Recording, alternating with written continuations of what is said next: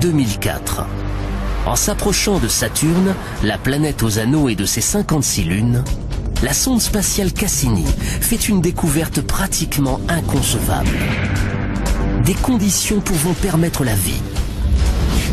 Et si ces conditions peuvent exister à une telle proximité, que pourrions-nous trouver dans la galaxie suivante, sur une planète semblable à la Terre ?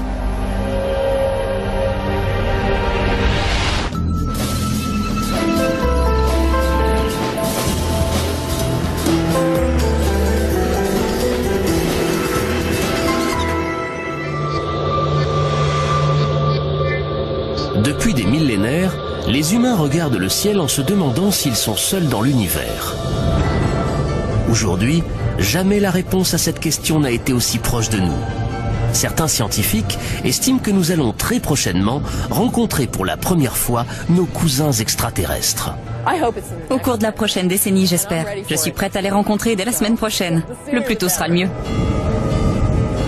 De plus, nous pourrions découvrir ces extraterrestres non pas sur des planètes éloignées situées dans des galaxies inexplorées, mais tout près de nous, dans notre propre système solaire. Les chercheurs accumulent les preuves que E.T. se trouve quelque part par là et qu'il vit dans le plus dangereux des mondes. Notre safari va nous conduire dans 7 destinations différentes de notre système solaire, pour voir où ces créatures pourraient se trouver et à quoi elles pourraient ressembler.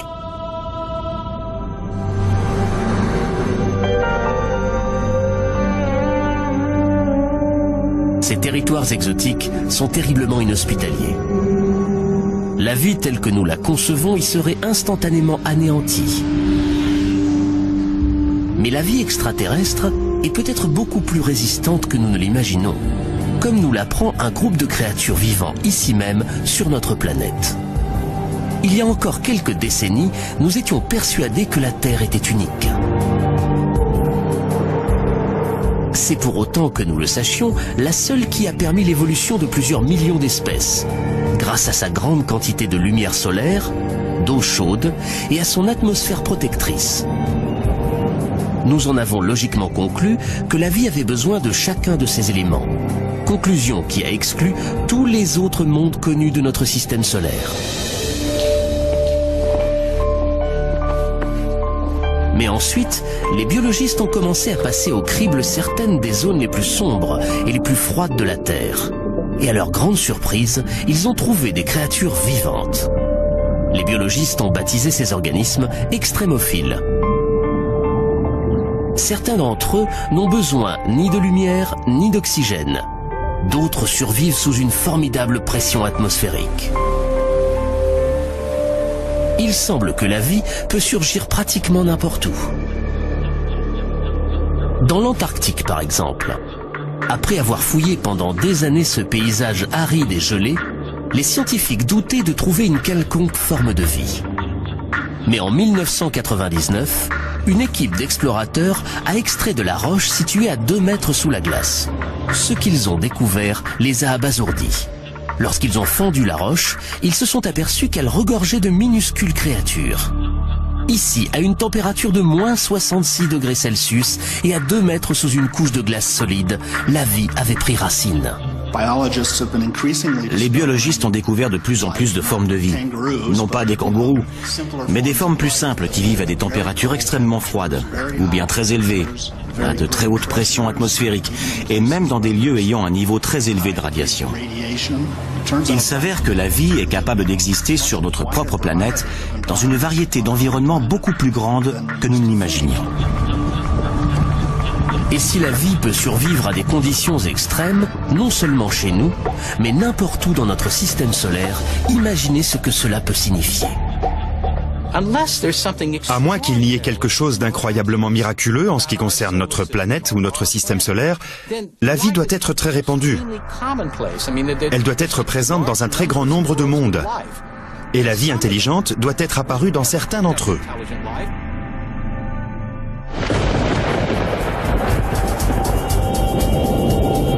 Au commencement, nous avons tous été un jour des extrémophiles. Notre Terre était une planète aussi mortelle que n'importe quelle autre. Pendant le premier milliard d'années de son existence, notre planète a été impitoyablement pilonnée par des débris cosmiques. Ces impacts ont transformé sa surface en une infernale étuve bouillonnante où la vie était impossible. Mais une fois que le système solaire s'est stabilisé et que la Terre a commencé à refroidir, l'eau est apparue, ouvrant la route à la vie. En 1953, lors d'une expérience de laboratoire, le chercheur Stanley Miller a démontré à quel point la vie était apparue facilement sur Terre. Il a combiné de l'eau avec de l'hydrogène, du méthane et de l'ammoniac, éléments qui composaient à l'origine l'atmosphère terrestre. Il a ensuite soumis cette solution à des décharges électriques censées simuler des éclairs. Le résultat qu'il a obtenu a bouleversé le monde. Miller avait créé des molécules organiques appelées acides aminés, les protéines de base de tout organisme vivant. Si des éclairs ont permis de faire surgir la vie sur Terre, pourrait-il avoir fait de même sur d'autres planètes?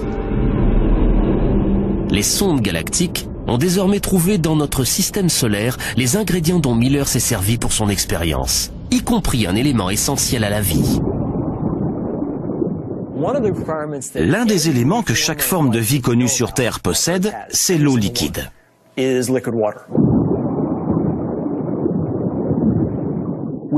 Nous avons utilisé les preuves de la présence d'eau liquide pour, en quelque sorte, guider nos recherches d'environnement habitable. Notre safari met le cap sur 7 mondes, certains pouvant être riches en eau et où les scientifiques estiment que des extraterrestres pourraient se dissimuler. Sachant que la vie aurait pu y débuter un peu comme n'importe quelle vie sur Terre, tout le monde se demande à quoi elle peut ressembler. Nous commençons par le monde qui a toujours séduit notre imagination. Une planète située à côté de la nôtre, Mars. De toutes les planètes sur lesquelles nous avons cherché des traces de vie, c'est celle que nous avons le plus étudiée. Le chercheur qui pourrait être le premier à apercevoir des Martiens, si on en trouve, est Steve Squyres, responsable à la NASA des recherches sur Mars. De toutes les planètes, Mars a toujours exercé une fascination particulière sur les êtres humains. Depuis très longtemps, nous en savons assez sur Mars pour penser que c'est probablement celle qui ressemble le plus à la Terre. C'est peut-être celle qui ressemble le plus à la Terre, avec une atmosphère et des saisons. Mais nous, les humains, nous ne survivrions pas longtemps sur Mars. Sa couche d'air est extrêmement fine, 1% de la couche d'air sur Terre au niveau de la mer. Et elle est située dans un très mauvais voisinage de notre système solaire, à proximité d'une ceinture d'astéroïdes. Son atmosphère est trop fragile pour la protéger. Sa surface est constamment bombardée par des astéroïdes. Des vents violents peuvent transformer le sol sableux de Mars en de violentes tempêtes qui maltraitent la totalité de la planète des semaines durant et engendrent des tornades de 8 km de haut. À l'équateur, la température à midi est de 0 degrés Celsius et chute jusqu'à -70 pendant la nuit. David Grinspoon est conservateur en astrobiologie au Musée de la Nature et de la Science de Denver. Selon lui, Mars serait plus chaude si elle n'était pas un avorton de planète. Lorsque je prends une tasse de café, je sais qu'un petit expresso va refroidir rapidement, tandis qu'une plus grande tasse de café va rester chaude plus longtemps. Les gros objets restent chauds plus longtemps, parce que leur intérieur est protégé du froid qui s'évite à l'extérieur. Il en va exactement de même pour les planètes. Une petite planète va se refroidir plus tôt dans son histoire, tandis qu'une planète plus grosse, telle que la Terre, va rester chaude pendant des milliards d'années, ce qui en fait un meilleur endroit où y chercher la vie. Malgré les inconvénients qu'elle présente, Mars a toujours fasciné les scientifiques. Parce que son terrain semble donner la preuve de pouvoir permettre la vie. Son paysage dynamique fait de montagnes, de volcans et de profonds ravins n'est pas différent de celui de notre Terre. Pour les premiers astronomes, cette topographie ressemble à des océans et à des fleuves. Et même à un système de canaux, censé non seulement permettre la vie, mais avoir été créé par elle. Aux États-Unis, Percival Lowell a observé ces choses et en a conclu que leur géométrie était tellement droite et régulière qu'elle ne pouvait qu'être le fruit d'une vie intelligente. Il avait raison. Le problème, c'était que la vie était du mauvais côté du télescope. En voyant ces choses-là par l'oculaire d'un télescope, la combinaison œil-cerveau a commencé à mettre en relation des choses qui n'étaient pas vraiment là. Lowell n'était pas le seul. Certains scientifiques ont été choqués lorsque la sonde Viking 1 a retransmis cette image. S'agit-il d'un visage humain, sans doute réalisé par des Martiens à leur propre image? Notre safari nous permet de survoler la surface et nous pouvons constater que le paysage de la planète rouge est beaucoup plus quelconque. Nous ne verrons peut-être jamais de Martiens capables de construire des structures aussi monumentales, ce qui ne signifie pas pour autant qu'il n'y ait pas de vie sur Mars.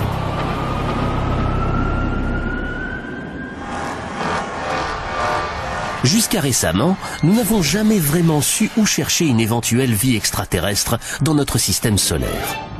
Mais nous avons toujours su à quoi devaient ressembler les extraterrestres, une fois que nous les aurions dénichés.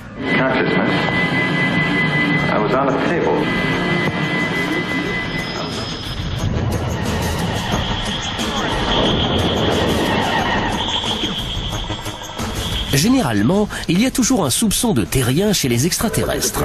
Hostiles ou aimables, ils ont toujours tendance à ressembler à des images mutantes de nous-mêmes.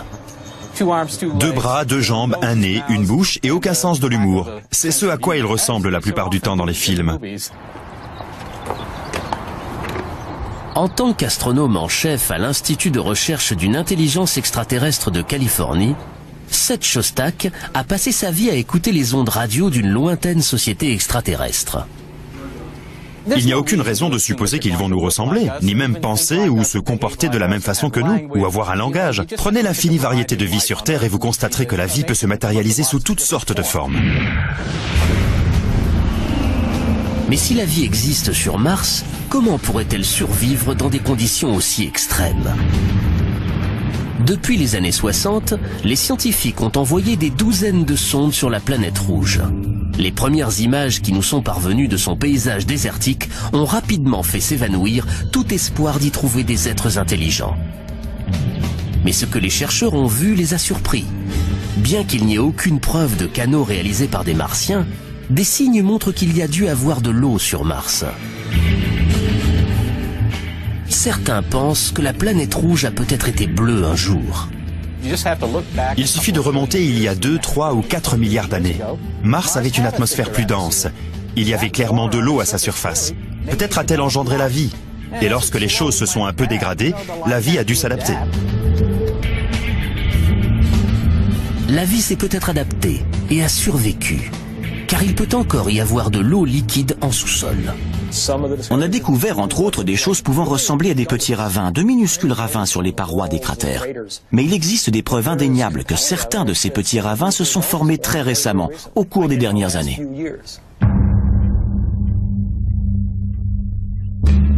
Mais sans eau en surface et avec des températures polaires et une atmosphère terriblement raréfiée, Mars est une planète sur laquelle une seule sorte de créature pourrait vivre, un extrémophile.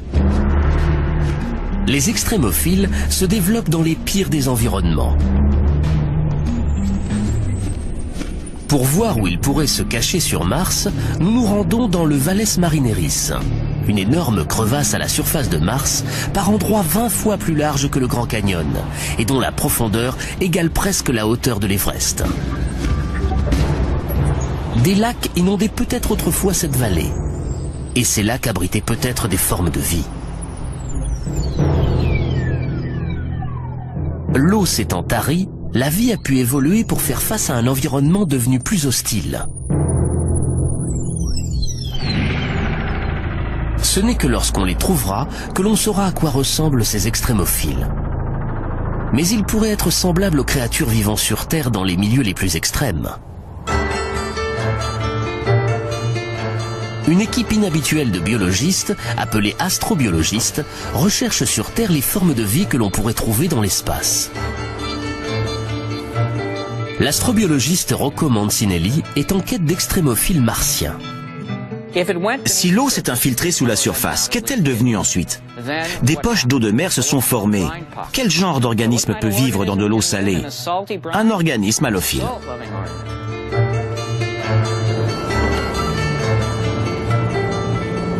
L'astrobiologiste Chris McKay pense connaître le genre de créatures halophiles qui pourraient survivre sur Mars.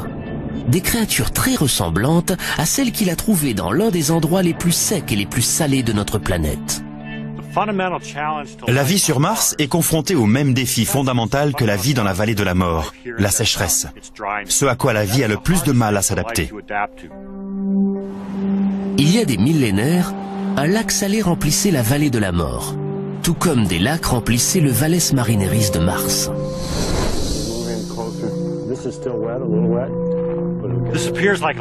On dirait un endroit dépourvu de vie, un immense horizon blanc et vide. Mais pourtant, juste sous la surface se trouvent des couches d'algues et de bactéries. Elles vivent dans un environnement qui, sous de nombreux aspects, est fondamentalement différent de celui que l'on voit en surface. On est dans un endroit qui semble dépourvu de vie, qui semble mort, et pourtant si on creuse, on trouve la vie dissimulée sous la surface. Sous la croûte de sel se trouve une couche d'algues vertes vivaces qui survivent dans l'eau grâce à la lumière qui parvient à s'infiltrer.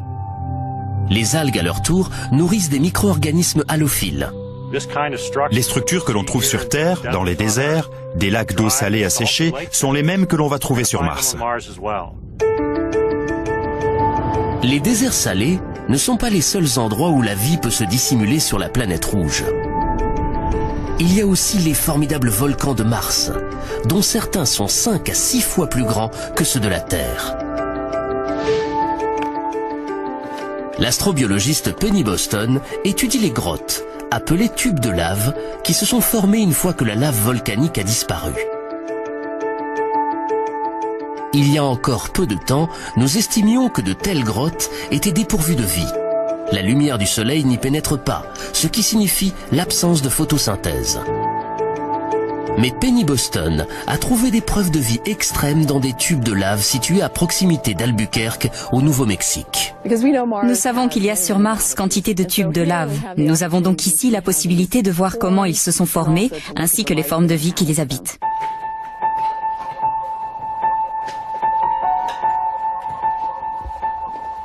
Les extrémophiles que Penny Boston a découverts s'épanouissent.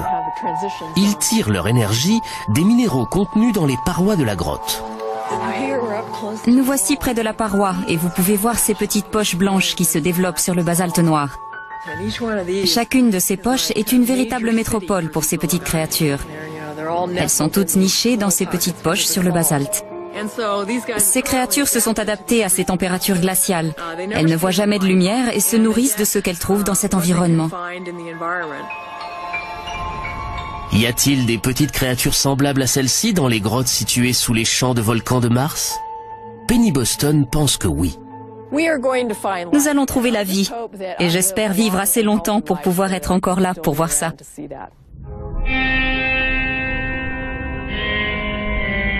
Nous pouvons déjà avoir un premier aperçu des Martiens, non pas en visitant leur planète, mais grâce à leur visite sur la nôtre. Il y a 16 millions d'années, un astéroïde s'est écrasé sur Mars, projetant une roche de près de 2 kilos dans l'espace. Étonnamment, cette roche a pris la direction de la Terre et est venue se poser dans l'Antarctique. À l'intérieur, David McKay et Everett Gibson, chercheurs à la NASA, ont eu la surprise de trouver des silhouettes de fossiles. L'eau a creusé de petits tunnels dans la roche. Et dans ces tunnels, les deux hommes ont découvert ce qu'ils estiment être la preuve d'une vie bactérienne. Ce sont des petits microbes. Ils sont morts. Ils sont fossilisés. Dans certains cas, on ne voit même pas de forme, on ne voit que des empreintes ou la preuve qu'ils étaient là. Une vie provenant de Mars? Peut-être. Notre équipe est persuadée qu'il y a là une vie fossile. Nous n'avons pas encore pu le démontrer définitivement et de nombreuses personnes sont sceptiques. Mais nous rassemblons d'autres indices. Nous avons des composants chimiques et notre but est de convaincre les gens de la présence réelle d'une vie fossile. la quête ne fait que débuter. La NASA prévoit d'envoyer sur Mars un module appelé Phoenix. Il va étudier la calotte glaciaire de la planète et sonder à près d'1 mètre de profondeur. La NASA a même le projet d'y envoyer des êtres humains. Ils ne rencontreront sans doute pas les petits hommes verts qui peuplent notre imaginaire. Mais ils pourraient trouver certaines formes de vie. À quoi ressembleront-elles ? Il y a de fortes chances pour qu'elles vivent sous terre et puissent survivre avec très peu d'eau. Peut-être un organisme avec un penchant pour les minéraux, comme les créatures qui peuplent les tubes de lave du Nouveau-Mexique.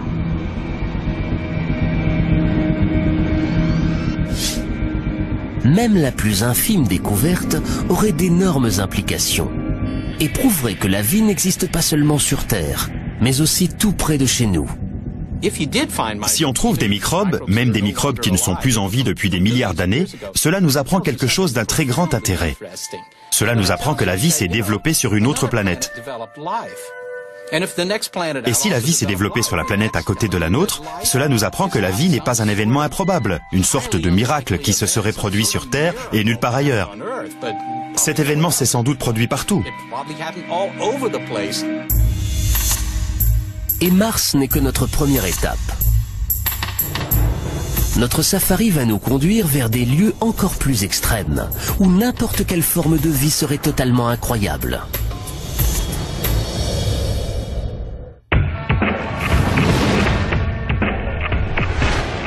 Notre safari dans les coins du système solaire censé pouvoir abriter une forme de vie extraterrestre nous emmène maintenant au-delà de la ceinture d'astéroïdes, très loin de la planète Mars. Ici se trouve le royaume de Jupiter. Mais cette planète, la plus grosse de notre système solaire, est très hostile à la vie, à cause de ses gaz toxiques et de son accablante gravité. Non seulement il fait terriblement froid sur Jupiter, mais son atmosphère est aussi très épaisse, des dizaines de milliers de kilomètres d'épaisseur. Elle est chargée d'ammoniac et de méthane, le genre de choses qu'on utilise pour nettoyer les toilettes. Mais Jupiter a, à notre connaissance, plus de 60 lunes. À première vue, ces lunes ne sont pas des lieux où chercher une forme de vie extraterrestre. Leurs atmosphères sont très fines et elles sont glaciales. La température sur Callisto est de moins 250 degrés Celsius.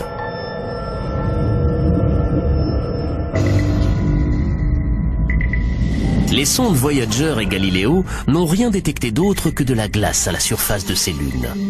À une seule et spectaculaire exception près, Io est l'une des lunes les plus proches de Jupiter.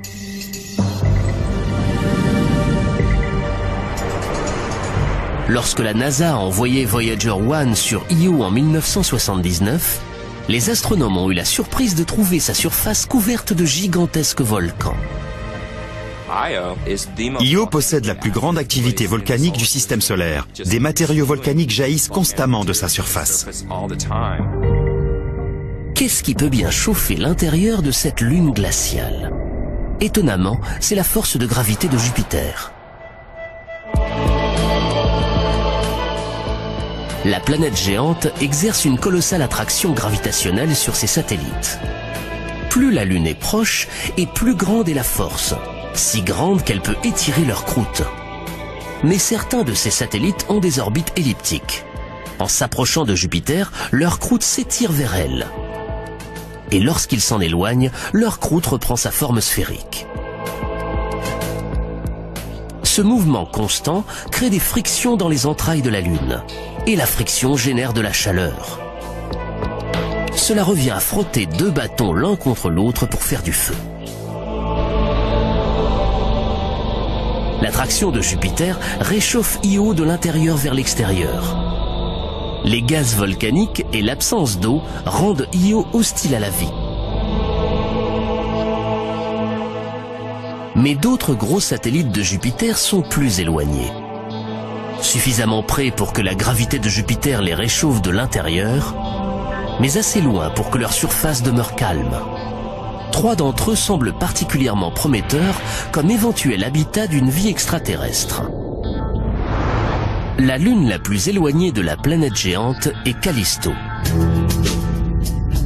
En surface, Callisto ressemble à notre lune, déchirée et ravagée par les innombrables chocs d'astéroïdes.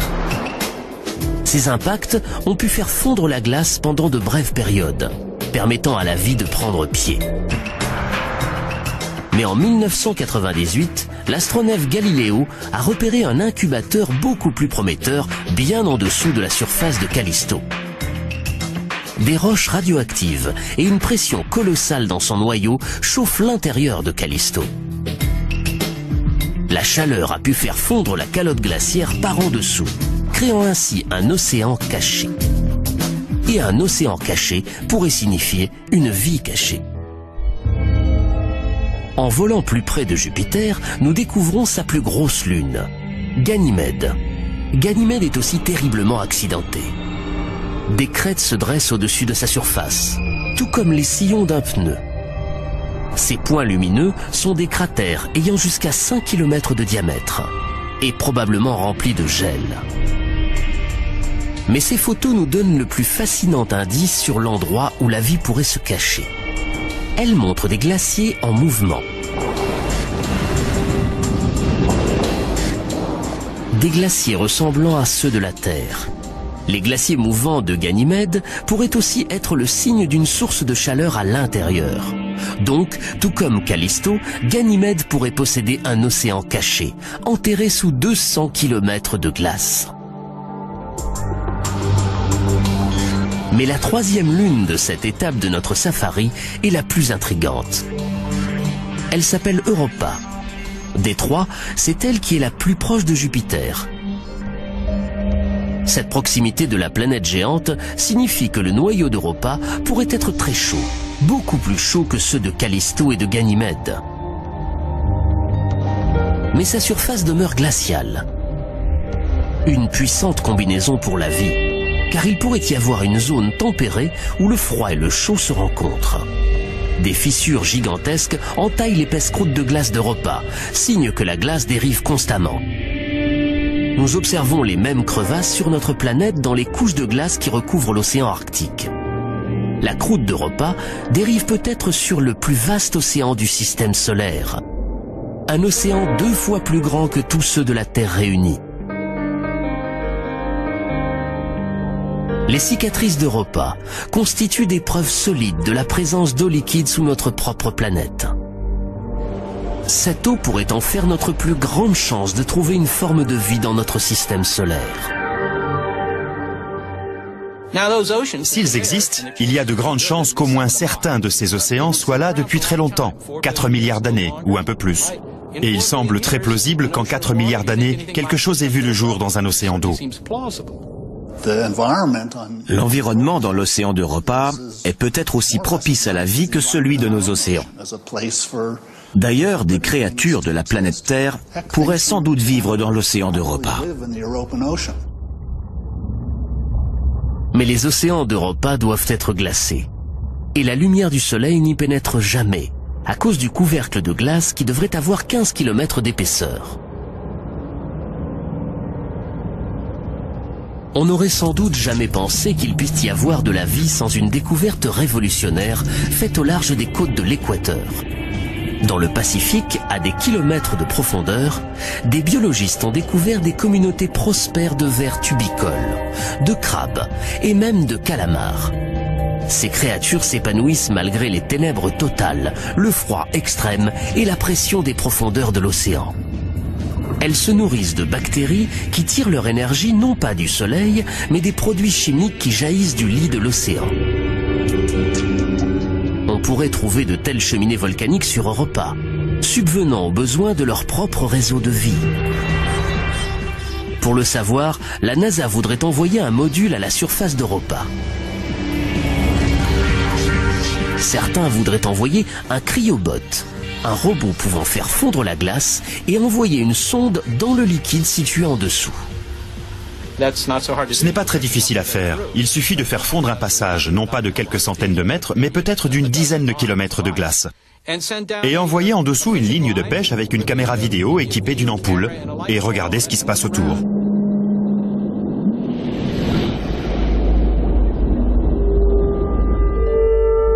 avec une telle quantité d'eau, on ne peut pas écarter la possibilité que des formes de vie très basiques aient évolué. On pourrait même trouver des créatures aussi évoluées que certaines de celles qui vivent chez nous. On trouverait probablement des microbes. Mais rien que ça serait déjà une modification océanique de la façon dont nous concevons l'apparition et l'évolution de la vie. Europa est chaude. Mais que se passerait-il si la planète était l'une des plus froides que l'on connaisse? Ou si ces lacs étaient remplis de produits chimiques toxiques et non d'eau? Tels sont les mondes que nous allons découvrir, tandis que notre safari s'enfonce plus profondément dans l'espace. Nous nous dirigeons maintenant à 1 milliard de kilomètres de la Terre, à 1 milliard de kilomètres de la lumière et de la chaleur, au-delà de Jupiter, vers la seconde planète la plus grosse de notre système solaire.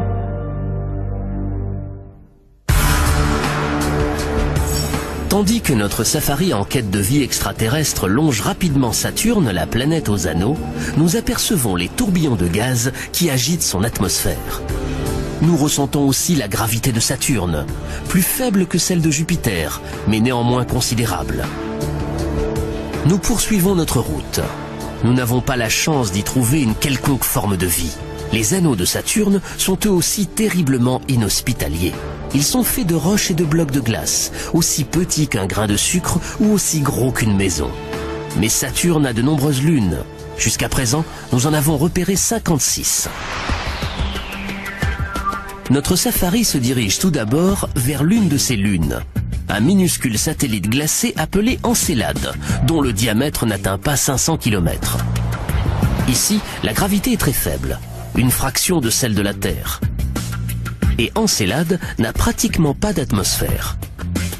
La Lune réfléchit dans l'espace presque toute la lumière du Soleil qui l'atteint, ce qui en fait l'objet le plus brillant de notre système solaire. Il y a encore très peu de temps, nous pensions qu'Encélade était trop froide pour permettre la vie. Il s'avère que nous avions tort.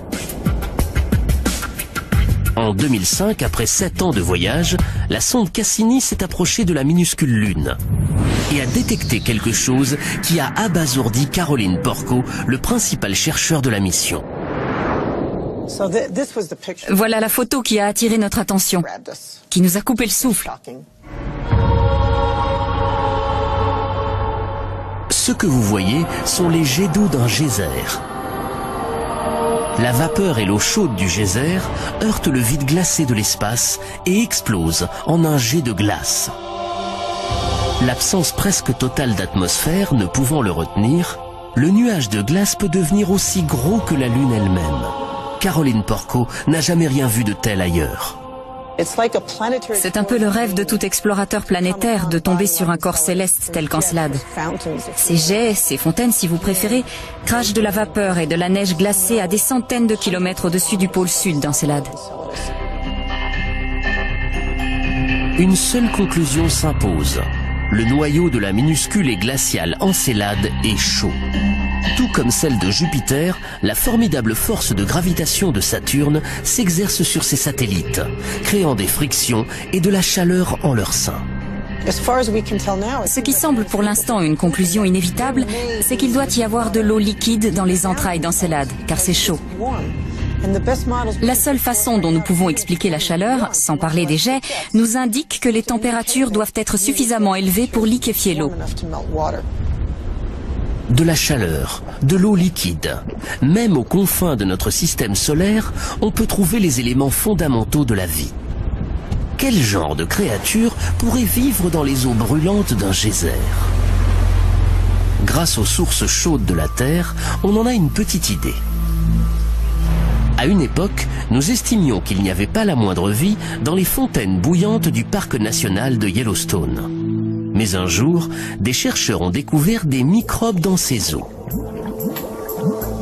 Des microbes se nourrissant des produits chimiques dissous dans l'eau. Aujourd'hui, on les appelle thermophiles. Les plus robustes peuvent s'épanouir dans des eaux bouillantes. Pourrait-il y avoir des thermophiles sur Encélade? Pour le découvrir, nous allons aller voir de plus près. Il fait trop froid pour que quoi que ce soit puisse vivre à proximité de la surface. Les températures y atteignent moins 200 degrés Celsius. Mais dans l'eau chaude souterraine, dans le jet glacé qui s'élève au-dessus d'Encelade, les sondes de Cassini ont trouvé du gaz carbonique et du méthane, éléments capables de nourrir la vie, tout comme les produits chimiques des sources de Yellowstone nourrissent les microbes qui y vivent. Nous avons là un corps qui a très vraisemblablement de l'eau liquide en son sein. Nous avons vu qu'il y a des composants organiques de base et une multitude de choses qui en font, à mon avis, le corps céleste offrant le plus grand intérêt astrobiologique de notre système solaire.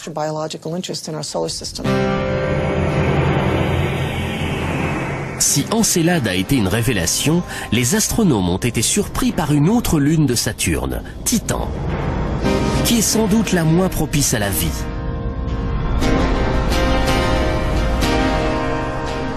Titan ne reçoit qu'une dose limitée de lumière solaire, près de 1000 fois moins que la Terre. Les sondes envoyées sur Titan ont détecté de la glace, mais aucune trace d'eau liquide. Et à une température de moins 200 degrés Celsius, cette glace est aussi dure que de la roche. Qu'est-ce qui pourrait bien faire de Titan un environnement prometteur pour une vie extraterrestre ? Étonnamment, à bien des égards, Titan ressemble à la Terre, mais pas à la Terre que nous connaissons.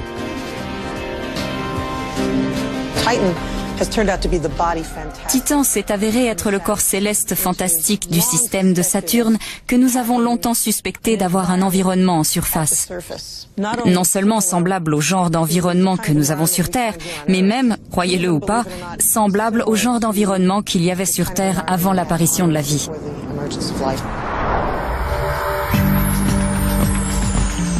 Titan a tellement intrigué l'équipe de Caroline Porco qu'en 2005, ils y ont envoyé Cassini pour y larguer une sonde.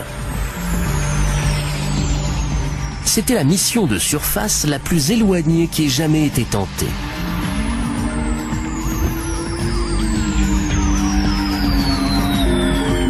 La sonde n'a vu que des crêtes et des plaines, mais un second passage de Cassini a repéré une côte. Soudain, des milliers de lacs sont apparus, dont l'un au moins est plus grand que les grands lacs d'Amérique du Nord. C'était la première fois que de l'eau liquide était détectée à la surface d'un autre corps céleste. On dirait un peu le Minnesota, sauf qu'il n'y a pas d'eau dans les lacs, mais du gaz naturel liquide. Mais le gaz naturel liquide est un liquide. Et ceci n'est pas de la neige. Ce sont des flocons de méthane. Tout comme la Terre, Titan a des conditions météorologiques. Mais elles sont d'une nature plutôt psychédélique. Il s'y produit même des ouragans de méthane. Ce n'est pas de l'eau, c'est du méthane qui fait exactement les mêmes choses. Il pleut, il s'évapore, coule dans les rivières. Il y a donc sur Titan quelque chose qui fait ce que l'eau fait sur Terre, mais c'est du méthane. Vous pouvez imaginer à quoi ressemble Titan en regardant ce paysage. Peignez le ciel en orange pour la brume organique et gardez cette étendue blanche. L'eau solide, la glace dure comme de la roche vu les conditions qui règnent sur Titan. Et le liquide est du méthane liquide. Un tel paysage a pu exister sur Terre il y a 4 milliards d'années. C'est pourquoi les scientifiques estiment que Titan pourrait aussi constituer un incubateur pour la vie. Des réactions chimiques se produisent à des températures aussi froides. Elles sont très lentes, mais Titan a eu 4 milliards d'années pour en produire. Et pendant cette période, peut-être que quelque chose a été conçu. Il aurait fallu que cette chose soit conçue sans eau liquide, ce qu'on n'a encore jamais vu. Mais les scientifiques n'excluent pas cette possibilité. Le substitut aurait pu être le méthane, qui est si abondant sur Titan. Utilisé comme carburant, le méthane a longtemps été considéré comme un poison pour toute forme de vie. Mais en 1997, des chercheurs ont examiné des monticules de glace de méthane dans le golfe du Mexique. Et ils ont eu la surprise de découvrir au milieu de la glace des colonies de vers de 2,5 cm de long, semblables à des mille-pattes. Ils estiment que les vers peuvent se nourrir de bactéries, se nourrissant elles-mêmes de méthane. En général, certaines choses que nous considérons comme étant mortelles peuvent être potentiellement le contraire. Si on peut concevoir un schéma d'évolution capable d'utiliser cette énergie au lieu d'être détruit par elle, alors elle peut être source de vie. il pourrait y avoir un autre obstacle à la vie à la surface de Titan. N'étant protégés que par un faible champ magnétique, les organismes vivants en surface pourraient être exposés aux radiations cosmiques. Mais ça pourrait ne pas être un problème pour un extrémophile, ainsi que nous avons pu le constater sur Terre. Des biologistes ont découvert quantité de formes de vie aux abords du réacteur nucléaire contaminé de Tchernobyl. Certaines d'entre elles nageant dans des écoulements toxiques radioactifs et se nourrissant des molécules en décomposition. Il est possible que les formes de vie sur Titan puissent faire de même. Pour trouver de la vie sur Titan, nous devrons peut-être plonger dans des lacs de méthane, dans lesquels nous pourrions découvrir des bactéries chimiotropes. Nous pourrions même trouver sur ces couches de glace des microbes résistants aux radiations, semblables à ceux qui vivent à Tchernobyl. Des organismes se nourrissant de méthane devraient émettre de la chaleur et faire fondre la glace, créant ainsi une autre source de subsistance. Cela ne fait aucun doute. La vie sur Titan serait un drôle de cocktail. Mais nous devons encore visiter le monde le plus bizarre dans lequel les scientifiques estiment que la vie pourrait exister. Et il est beaucoup plus proche de chez nous. Notre safari dans les mondes les plus censés pouvoir abriter une vie extraterrestre nous a emmenés très loin. Nous avons visité des déserts glacés, des océans submergés et des lacs de méthane. Mais le monde que nous nous apprêtons à visiter est peut-être le plus extrême de tous. Pour notre dernière étape, nous repartons en direction de la Terre, vers Vénus, notre plus proche voisine dans le système solaire. Si la vie peut survivre ici, alors elle pourrait exister pratiquement n'importe où. Pour atteindre la surface de Vénus, nous allons devoir traverser une dense couche de nuages jaunes de 65 km d'épaisseur et dont la composition est semblable à celle de l'acide des batteries. L'atmosphère est ici 90 fois plus lourde que sur Terre, trop lourde pour qu'un être humain puisse la supporter. Le sol est recouvert de volcans éteints et de coulées de lave à perte de vue.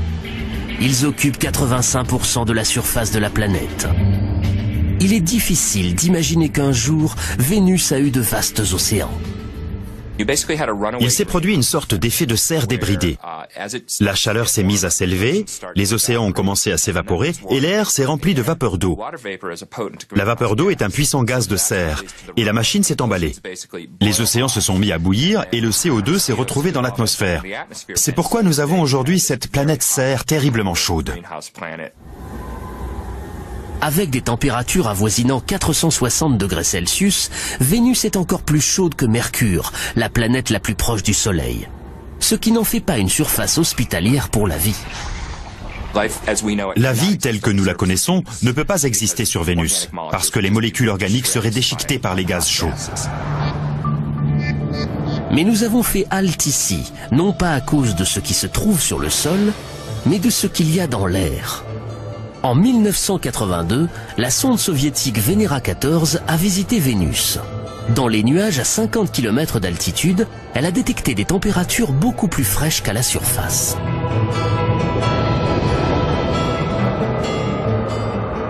De plus, elle a trouvé la molécule indispensable à la vie, H2O. Jusqu'à présent, toute l'eau que nous avons découverte en dehors de la Terre était solide et gelée. Il n'y a que dans les nuages au-dessus de Vénus que nous en avons découvert sous forme de vapeur. Un possible incubateur de vie. Mais les nuages de Vénus sont aussi remplis de soufre, extrêmement acide. Autrefois, nous pensions que rien ne pouvait vivre dans le soufre. Mais les scientifiques ont analysé l'une des eaux les plus acides de la Terre, suintant d'une mine de Californie.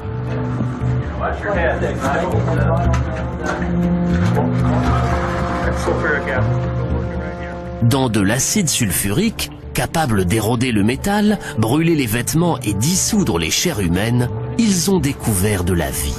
Des extrémophiles chimiotropes. Ces organismes se nourrissent de composés du soufre, tels que le sulfure de fer, mangeant le fer et rejetant le soufre. De tels extrémophiles flottent-ils dans le ciel de Vénus ? L'astrobiologiste David Grinspoon aime à penser que c'est possible. Peut-être y a-t-il dans les nuages de Vénus des organismes à base de soufre. Le soufre absorbe les rayons ultraviolets d'une manière intéressante. Et j'imagine qu'il peut se produire une sorte de photosynthèse, au cours de laquelle les ultraviolets sont utilisés pour modifier le soufre en source d'énergie qui est ensuite ingérée.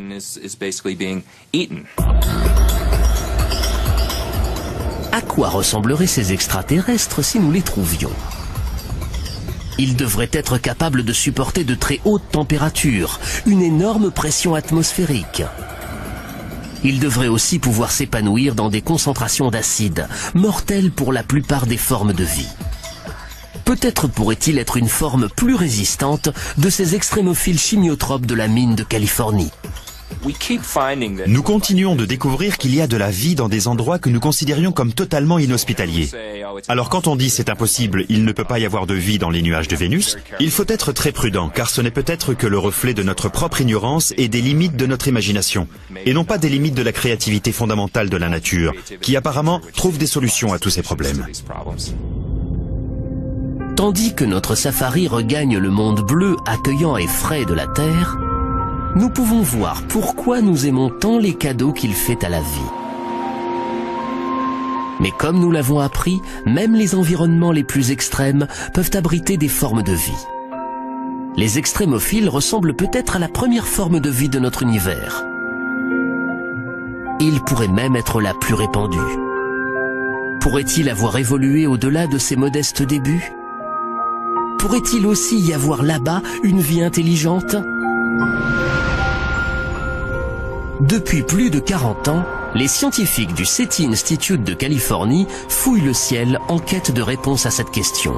Seth Shostak, astronome en chef, pense qu'il reconnaîtra le son de la vie extraterrestre lorsqu'il l'entendra.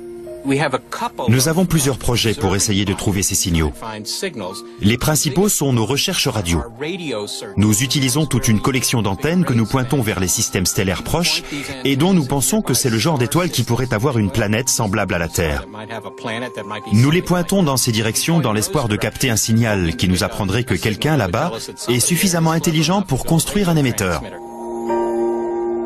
Notre safari n'a jamais quitté la Terre. Récemment, des astronomes ont aussi capturé suffisamment de lumière provenant des planètes de lointains systèmes solaires pour en déduire leur composition chimique. Ils ont découvert des éléments pouvant permettre la formation d'ARN, l'un des éléments fondateurs de la vie sur Terre. À 20 années-lumière d'ici, dans la constellation de la Balance, une équipe d'astronomes européens a découvert une planète qui pourrait être assez chaude pour avoir de l'eau liquide en surface, tout comme la Terre. En attendant, dans les années 70, 4 astronefs ont été lancés en direction des confins de notre galaxie. À bord de 2 d'entre eux se trouve une carte de notre système solaire et l'image d'un homme et d'une femme. 2 autres transportent de l'uranium, dont le niveau de décomposition doit permettre de dater la sonde quel que soit le langage. Ils transportent aussi ce qui pourrait être le message le plus universel de tous, un enregistrement comprenant entre autres une composition de Bach. Mais n'attendez pas d'avoir des nouvelles bientôt. Ces cartes postales intergalactiques de la Terre mettront 80 000 ans avant d'atteindre l'étoile la plus proche. Notre quête de vie au-delà de la Terre ne fait que débuter. Il y a encore des milliards de planètes à explorer. Chacune d'entre elles détient une fascinante possibilité de vie, même de vie intelligente. Face à cette immensité, il me semble tout à fait déraisonnable de penser que nous sommes seuls au monde. La question de savoir si nous sommes seuls est à mon avis primordiale pour les êtres humains. Si on a une conscience, on doit se poser cette question. Quelque part, dans une galaxie connue ou inconnue, quelque chose ou quelqu'un est peut-être en train de lever les yeux vers le ciel et de scruter la Voie lactée en se demandant « Y a-t-il de la vie là-bas »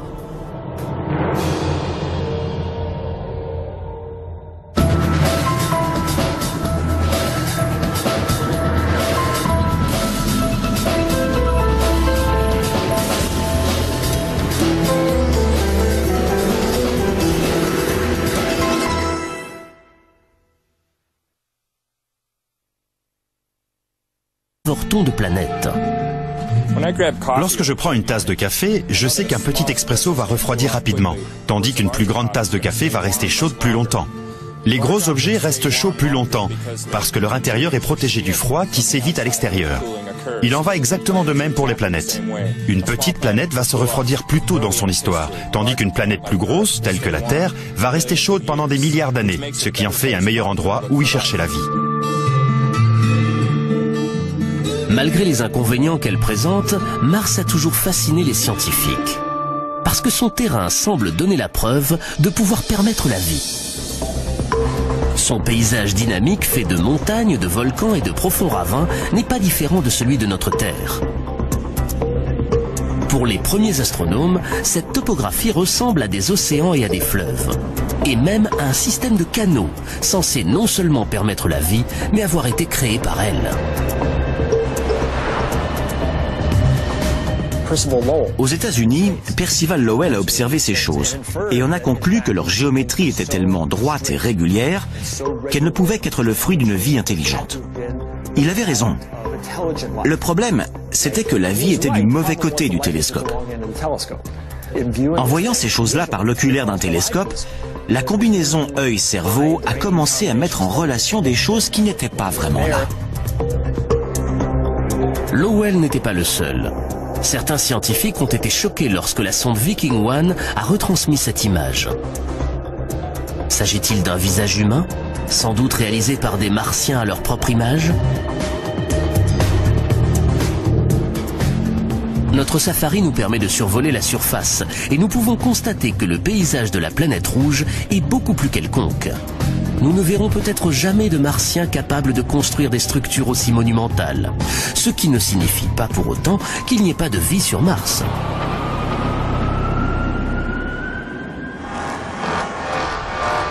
Jusqu'à récemment, nous n'avons jamais vraiment su où chercher une éventuelle vie extraterrestre dans notre système solaire. Mais nous avons toujours su à quoi devaient ressembler les extraterrestres, une fois que nous les aurions dénichés.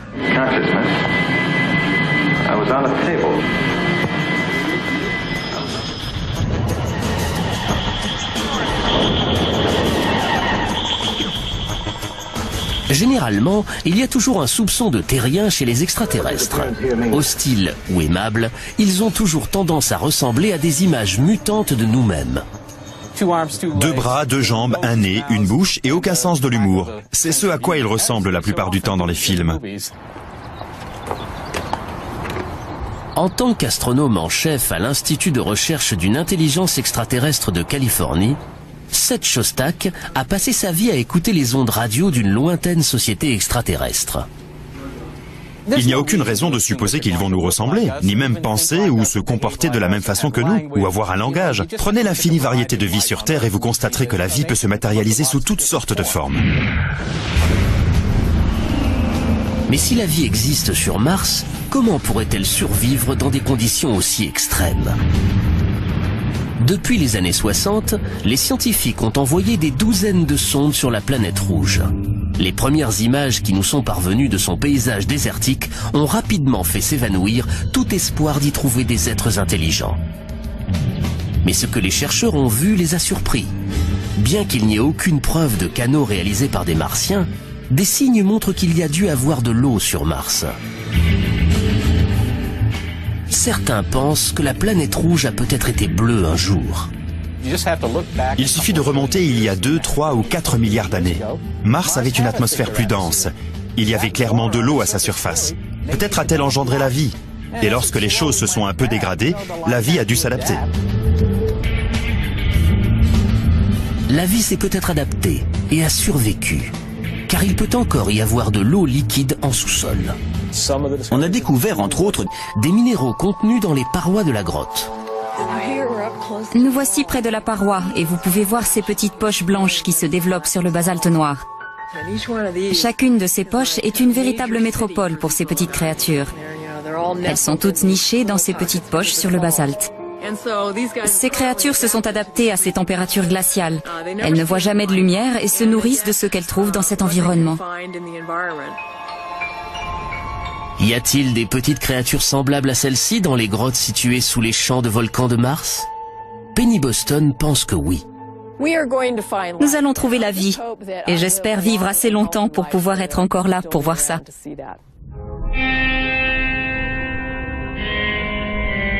Nous pouvons déjà avoir un premier aperçu des Martiens, non pas en visitant leur planète, mais grâce à leur visite sur la nôtre. Il y a 16 millions d'années, un astéroïde s'est écrasé sur Mars, projetant une roche de près de 2 kilos dans l'espace. Étonnamment, cette roche a pris la direction de la Terre et est venue se poser dans l'Antarctique. À l'intérieur, David McKay et Everett Gibson, chercheurs à la NASA, ont eu la surprise de trouver des silhouettes de fossiles. L'eau a creusé de petits tunnels dans la roche.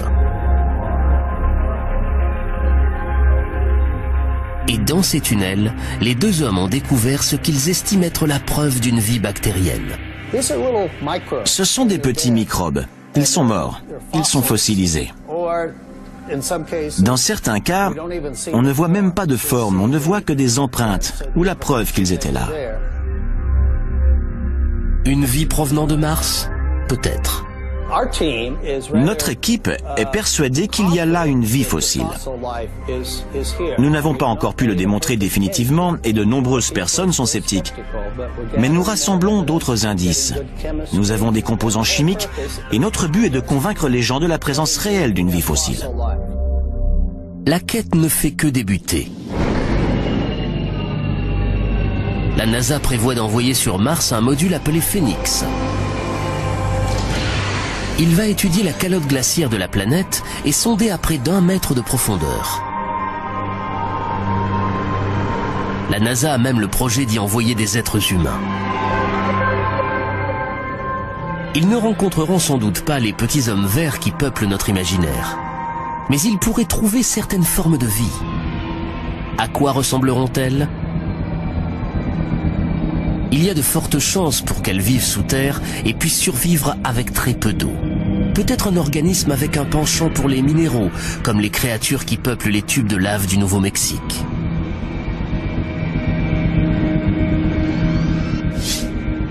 Même la plus infime découverte aurait d'énormes implications et prouverait que la vie n'existe pas seulement sur Terre, mais aussi tout près de chez nous.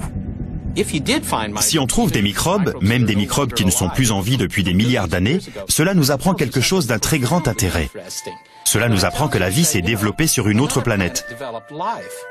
Et si la vie s'est développée sur la planète à côté de la nôtre, cela nous apprend que la vie n'est pas un événement improbable, une sorte de miracle qui se serait produit sur Terre et nulle part ailleurs. Cet événement s'est sans doute produit partout.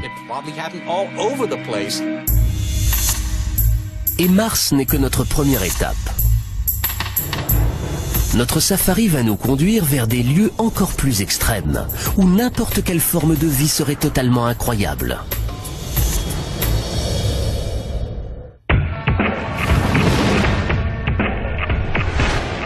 Notre safari dans les coins du système solaire censé pouvoir abriter une forme de vie extraterrestre nous emmène maintenant au-delà de la ceinture d'astéroïdes, très loin de la planète Mars. Ici se trouve le royaume de Jupiter. Mais cette planète, la plus grosse de notre système solaire, est très hostile à la... 2004. En s'approchant de Saturne, la planète aux anneaux et de ses 56 lunes, la sonde spatiale Cassini fait une découverte pratiquement inconcevable. Des conditions pouvant permettre la vie. Et si ces conditions peuvent exister à une telle proximité, que pourrions-nous trouver dans la galaxie suivante, sur une planète semblable à la Terre ?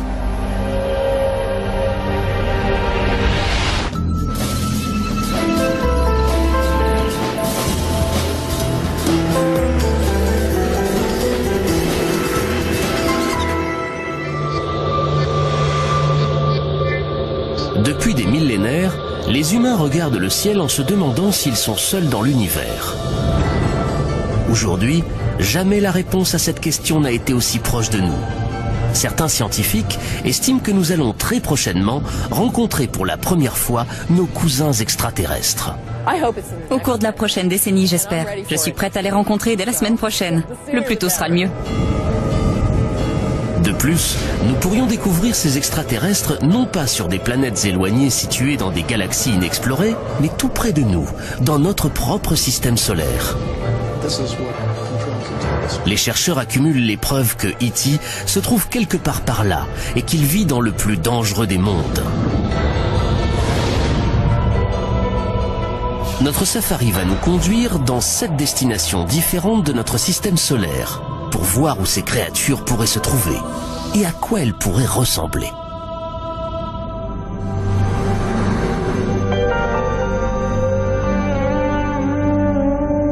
Ces territoires exotiques sont terriblement inhospitaliers. La vie telle que nous la concevons y serait instantanément anéantie. Mais la vie extraterrestre est peut-être beaucoup plus résistante que nous ne l'imaginons, comme nous l'apprend un groupe de créatures vivant ici même sur notre planète.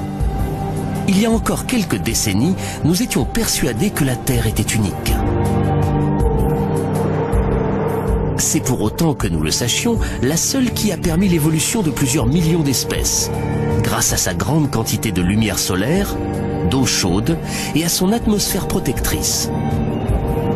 Nous en avons logiquement conclu que la vie avait besoin de chacun de ces éléments.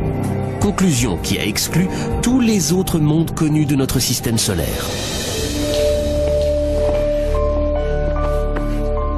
Mais ensuite, les biologistes ont commencé à passer au crible certaines des zones les plus sombres et les plus froides de la Terre. Et à leur grande surprise, ils ont trouvé des créatures vivantes. Les biologistes ont baptisé ces organismes extrémophiles. Certains d'entre eux n'ont besoin ni de lumière ni d'oxygène. D'autres survivent sous une formidable pression atmosphérique. Il semble que la vie peut surgir pratiquement n'importe où. Dans l'Antarctique par exemple, après avoir fouillé pendant des années ce paysage aride et gelé, les scientifiques doutaient de trouver une quelconque forme de vie. Mais en 1999, une équipe d'explorateurs a extrait de la roche située à 2 mètres sous la glace. Ce qu'ils ont découvert les a abasourdis. Lorsqu'ils ont fendu la roche, ils se sont aperçus qu'elle regorgeait de minuscules créatures. Ici, à une température de moins 66 degrés Celsius et à 2 mètres sous une couche de glace solide, la vie avait pris racine. Les biologistes ont découvert de plus en plus de formes de vie. Non pas des kangourous, mais des formes plus simples qui vivent à des températures extrêmement froides, ou bien très élevées, à de très hautes pressions atmosphériques, et même dans des lieux ayant un niveau très élevé de radiation. Il s'avère que la vie est capable d'exister sur notre propre planète dans une variété d'environnements beaucoup plus grande que nous ne l'imaginions. Et si la vie peut survivre à des conditions extrêmes, non seulement chez nous, mais n'importe où dans notre système solaire, imaginez ce que cela peut signifier. À moins qu'il n'y ait quelque chose d'incroyablement miraculeux en ce qui concerne notre planète ou notre système solaire, la vie doit être très répandue. Elle doit être présente dans un très grand nombre de mondes. Et la vie intelligente doit être apparue dans certains d'entre eux.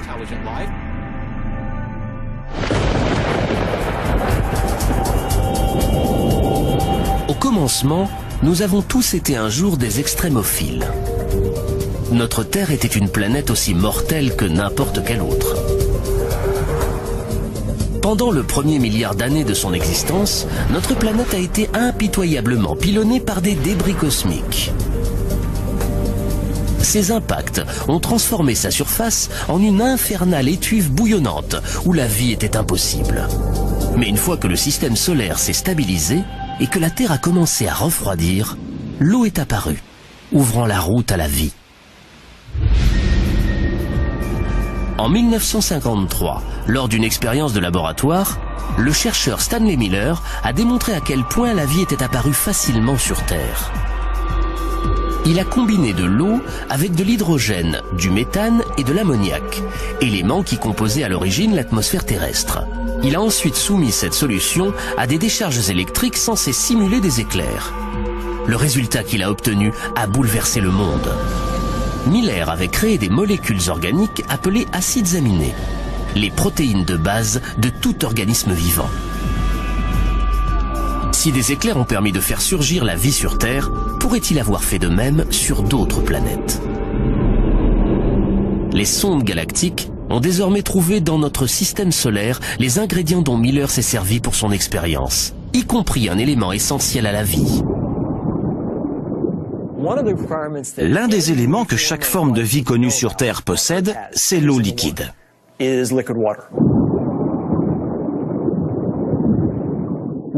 Nous avons utilisé les preuves de la présence d'eau liquide pour, en quelque sorte, guider nos recherches d'environnement habitable.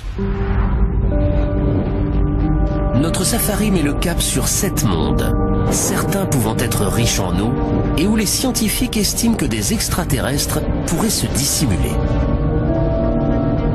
Sachant que la vie aurait pu y débuter un peu comme n'importe quelle vie sur Terre, tout le monde se demande à quoi elle peut ressembler.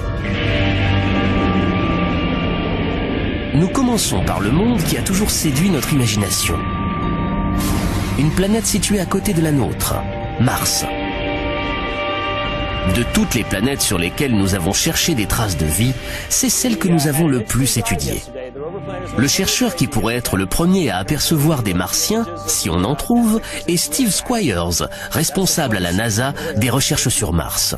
De toutes les planètes, Mars a toujours exercé une fascination particulière sur les êtres humains. Depuis très longtemps, nous en savons assez sur Mars pour penser que c'est probablement celle qui ressemble le plus à la Terre. C'est peut-être celle qui ressemble le plus à la Terre, avec une atmosphère et des saisons. Mais nous, les humains, nous ne survivrions pas longtemps sur Mars. Sa couche d'air est extrêmement fine, 1% de la couche d'air sur Terre au niveau de la mer. Et elle est située dans un très mauvais voisinage de notre système solaire, à proximité d'une ceinture d'astéroïdes. Son atmosphère est trop fragile pour la protéger. Sa surface est constamment bombardée par des astéroïdes. Des vents violents peuvent transformer le sol sableux de Mars en de violentes tempêtes qui maltraitent la totalité de la planète des semaines durant et engendrent des tornades de 8 km de haut. À l'équateur, la température à midi est de 0 degrés Celsius et chute jusqu'à -70 pendant la nuit. David Grinspoon est conservateur en astrobiologie au Musée de la Nature et de la Science de Denver. Selon lui, Mars serait plus chaude si elle n'était pas un Des choses pouvant ressembler à des petits ravins, de minuscules ravins sur les parois des cratères. Mais il existe des preuves indéniables que certains de ces petits ravins se sont formés très récemment, au cours des dernières années.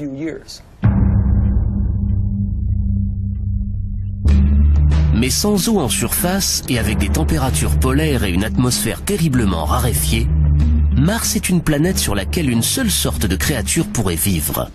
Un extrémophile. Les extrémophiles se développent dans les pires des environnements.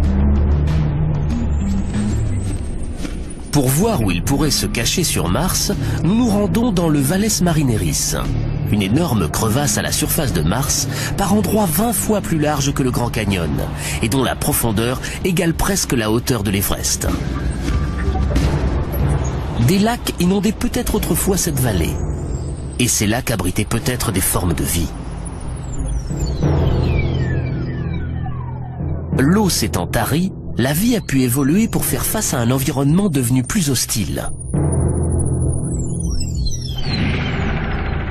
Ce n'est que lorsqu'on les trouvera que l'on saura à quoi ressemblent ces extrémophiles. Mais ils pourraient être semblables aux créatures vivant sur Terre dans les milieux les plus extrêmes. Une équipe inhabituelle de biologistes, appelée astrobiologistes, recherche sur Terre les formes de vie que l'on pourrait trouver dans l'espace. L'astrobiologiste Rocco Mancinelli est en quête d'extrémophiles martiens. Si l'eau s'est infiltrée sous la surface, qu'est-elle devenue ensuite? Des poches d'eau de mer se sont formées. Quel genre d'organisme peut vivre dans de l'eau salée? Un organisme halophile.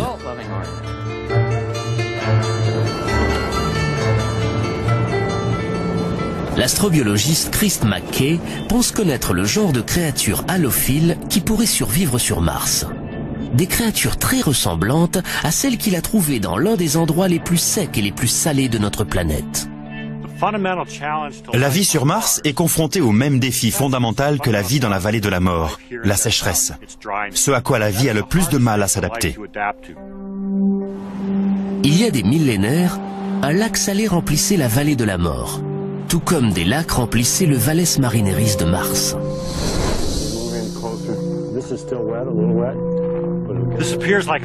On dirait un endroit dépourvu de vie, un immense horizon blanc et vide. Mais pourtant, juste sous la surface se trouvent des couches d'algues et de bactéries. Elles vivent dans un environnement qui, sous de nombreux aspects, est fondamentalement différent de celui que l'on voit en surface. On est dans un endroit qui semble dépourvu de vie, qui semble mort, et pourtant si on creuse, on trouve la vie dissimulée sous la surface. Sous la croûte de sel se trouve une couche d'algues vertes vivaces qui survivent dans l'eau grâce à la lumière qui parvient à s'infiltrer. Les algues, à leur tour, nourrissent des micro-organismes halophiles. Les structures que l'on trouve sur Terre, dans les déserts, des lacs d'eau salée asséchés, sont les mêmes que l'on va trouver sur Mars. Les déserts salés ne sont pas les seuls endroits où la vie peut se dissimuler sur la planète rouge. Il y a aussi les formidables volcans de Mars, dont certains sont 5 à 6 fois plus grands que ceux de la Terre. L'astrobiologiste Penny Boston étudie les grottes, appelées tubes de lave, qui se sont formées une fois que la lave volcanique a disparu. Il y a encore peu de temps, nous estimions que de telles grottes étaient dépourvues de vie. La lumière du soleil n'y pénètre pas, ce qui signifie l'absence de photosynthèse. Mais Penny Boston a trouvé des preuves de vie extrêmes dans des tubes de lave situés à proximité d'Albuquerque, au Nouveau-Mexique. Nous savons qu'il y a sur Mars quantité de tubes de lave. Nous avons donc ici la possibilité de voir comment ils se sont formés, ainsi que les formes de vie qui les habitent.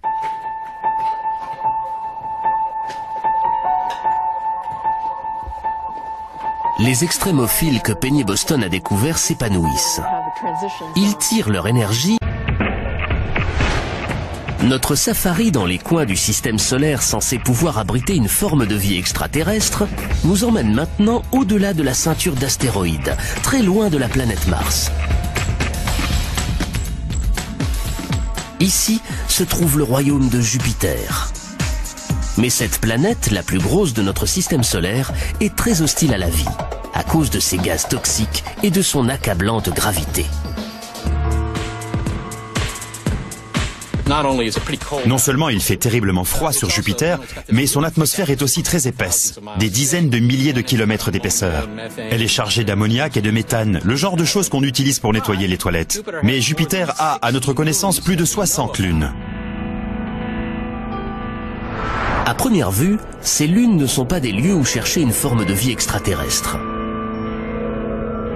Leurs atmosphères sont très fines et elles sont glaciales. La température sur Callisto est de moins 250 degrés Celsius.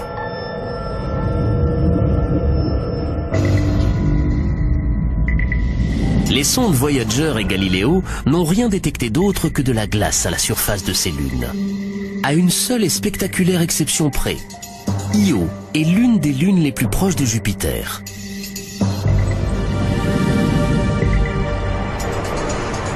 Lorsque la NASA a envoyé Voyager 1 sur Io en 1979, les astronomes ont eu la surprise de trouver sa surface couverte de gigantesques volcans.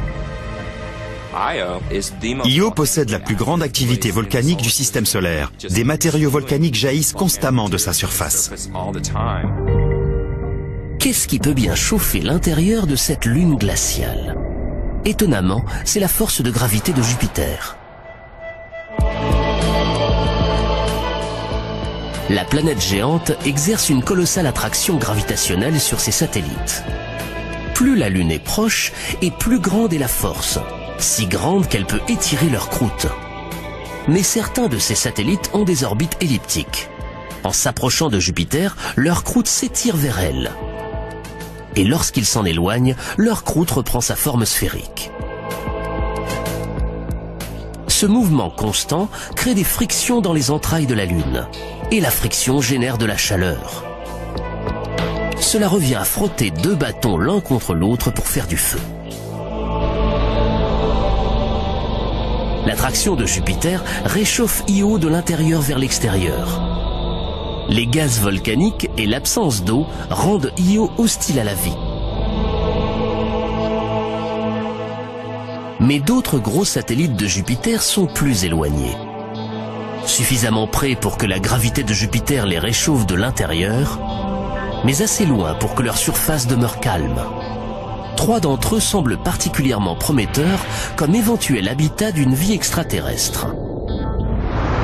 La lune la plus éloignée de la planète géante est Callisto. En surface, Callisto ressemble à notre lune, déchirée et ravagée par les innombrables chocs d'astéroïdes. Ces impacts ont pu faire fondre la glace pendant de brèves périodes, permettant à la vie de prendre pied.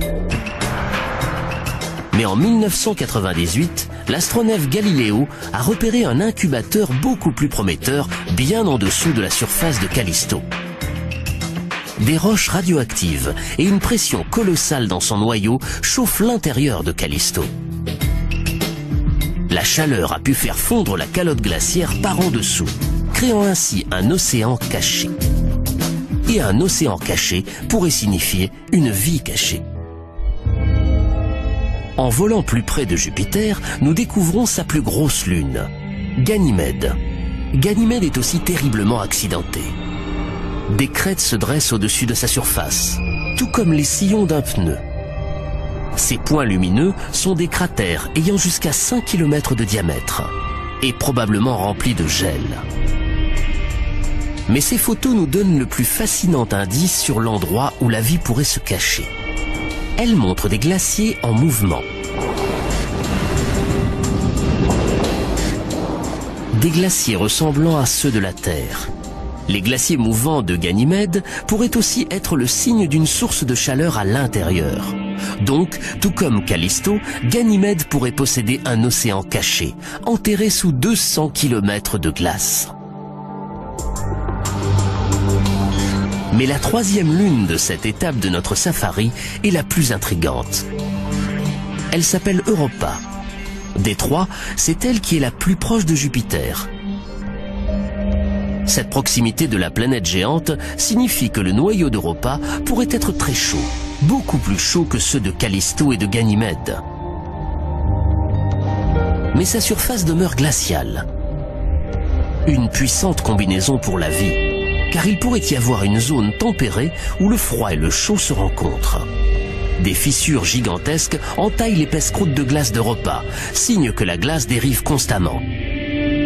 Nous observons les mêmes crevasses sur notre planète dans les couches de glace qui recouvrent l'océan Arctique.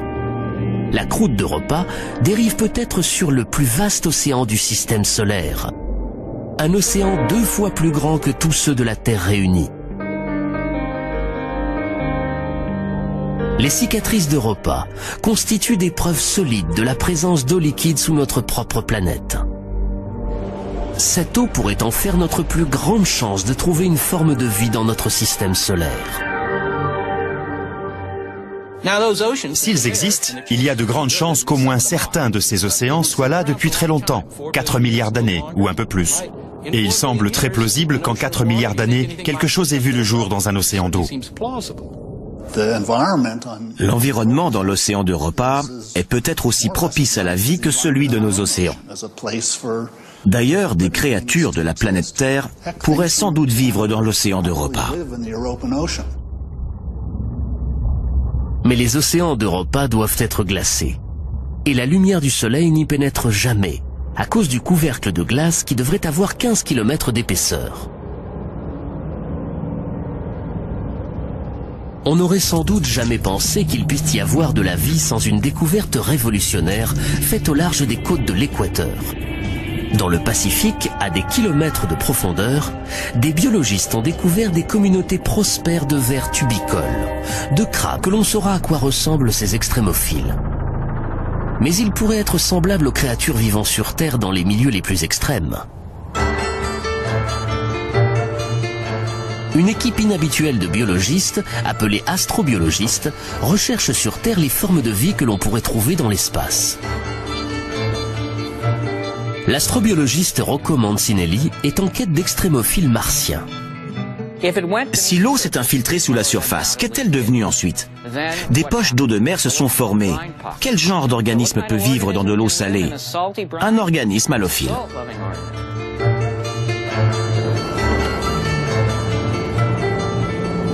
L'astrobiologiste Chris McKay pense connaître le genre de créatures halophiles qui pourraient survivre sur Mars. Des créatures très ressemblantes à celles qu'il a trouvées dans l'un des endroits les plus secs et les plus salés de notre planète. La vie sur Mars est confrontée au même défi fondamental que la vie dans la vallée de la mort, la sécheresse.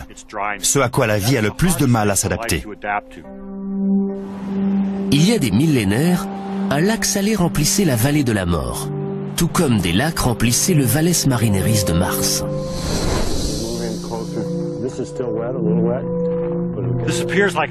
On dirait un endroit dépourvu de vie, un immense horizon blanc et vide. Mais pourtant, juste sous la surface se trouvent des couches d'algues et de bactéries. Elles vivent dans un environnement qui, sous de nombreux aspects, est fondamentalement différent de celui que l'on voit en surface. On est dans un endroit qui semble dépourvu de vie, qui semble mort, et pourtant si on creuse, on trouve la vie dissimulée sous la surface. Sous la croûte de sel se trouve une couche d'algues vertes vivaces qui survivent dans l'eau grâce à la lumière qui parvient à s'infiltrer. Les algues, à leur tour, nourrissent des micro-organismes halophiles. Les structures que l'on trouve sur Terre, dans les déserts, des lacs d'eau salée asséchés, sont les mêmes que l'on va trouver sur Mars. Les déserts salés ne sont pas les seuls endroits où la vie peut se dissimuler sur la planète rouge. Il y a aussi les formidables volcans de Mars, dont certains sont 5 à 6 fois plus grands que ceux de la Terre. L'astrobiologiste Penny Boston étudie les grottes, appelées tubes de lave, qui se sont formées une fois que la lave volcanique a disparu. Il y a encore peu de temps, nous estimions que de telles grottes étaient dépourvues de vie. La lumière du soleil n'y pénètre pas, ce qui signifie l'absence de photosynthèse. Mais Penny Boston a trouvé des preuves de vie extrêmes dans des tubes de lave situés à proximité d'Albuquerque, au Nouveau-Mexique. Nous savons qu'il y a sur Mars quantité de tubes de lave. Nous avons donc ici la possibilité de voir comment ils se sont formés, ainsi que les formes de vie qui les habitent.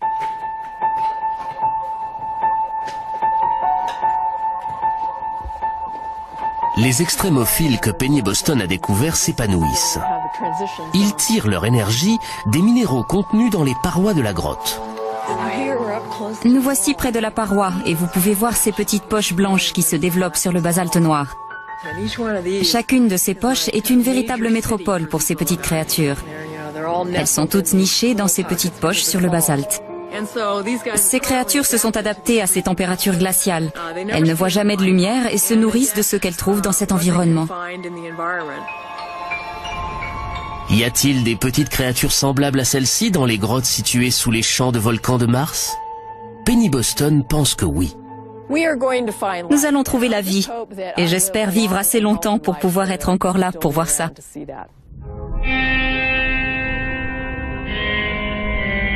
Nous pouvons déjà avoir un premier aperçu des Martiens, non pas en visitant leur planète, mais grâce à leur visite sur la nôtre. Il y a 16 millions d'années, un astéroïde s'est écrasé sur Mars, projetant une roche de près de 2 kilos dans l'espace. Étonnamment, cette roche a pris la direction de la Terre et est venue se poser dans l'Antarctique. À l'intérieur, David McKay et Everett Gibson, chercheurs à la NASA, ont eu la surprise de trouver des silhouettes de fossiles. L'eau a creusé de petits tunnels dans la roche. Et dans ces tunnels, les deux hommes ont découvert ce qu'ils estiment être la preuve d'une vie bactérienne. Ce sont des petits microbes. Ils sont morts. Ils sont fossilisés. Dans certains cas, on ne voit même pas de forme, on ne voit que des empreintes ou la preuve qu'ils étaient là. Une vie provenant de Mars? Peut-être. Notre équipe est persuadée qu'il y a là une vie fossile. Nous n'avons pas encore pu le démontrer définitivement et de nombreuses personnes sont sceptiques. Mais nous rassemblons d'autres indices. Nous avons des composants chimiques et notre but est de convaincre les gens de la présence réelle d'une vie fossile. La quête ne fait que débuter. La NASA prévoit d'envoyer sur Mars un module appelé Phoenix. Il va étudier la calotte glaciaire de la planète et sonder à près d'1 mètre de profondeur. La NASA a même le projet d'y envoyer des êtres humains. Ils ne rencontreront sans doute pas les petits hommes verts qui peuplent notre imaginaire. Mais ils pourraient trouver certaines formes de vie. À quoi ressembleront-elles? Il y a de fortes chances pour qu'elles vivent sous terre et puissent survivre avec très peu d'eau. Peut-être un organisme avec un penchant pour les minéraux, comme les créatures qui peuplent les tubes de lave du Nouveau-Mexique.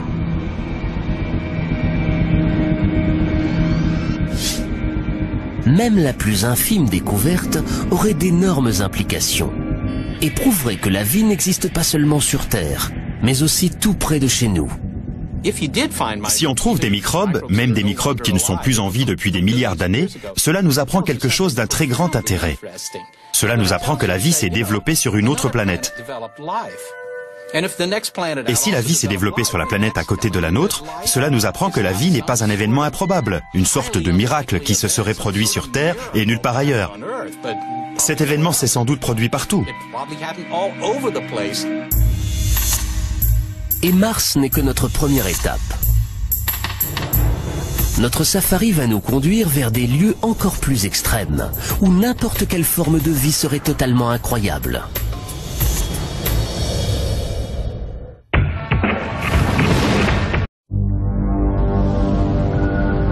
« 2004. En s'approchant de Saturne, la planète aux anneaux et de ses 56 lunes, la sonde spatiale Cassini fait une découverte pratiquement inconcevable. Des conditions pouvant permettre la vie. Et si ces conditions peuvent exister à une telle proximité, que pourrions-nous trouver dans la galaxie suivante, sur une planète semblable à la Terre ?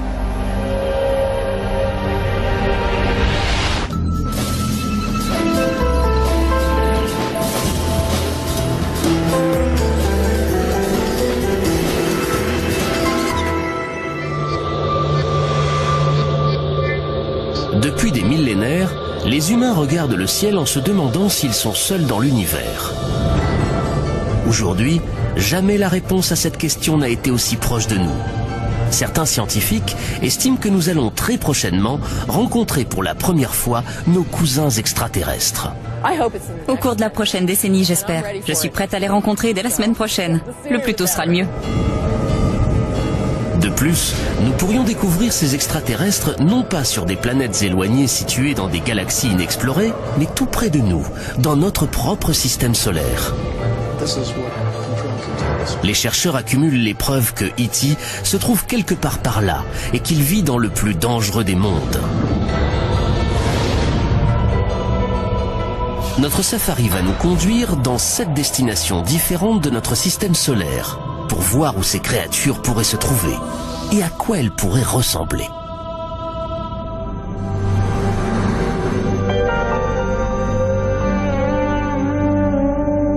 Ces territoires exotiques sont terriblement inhospitaliers.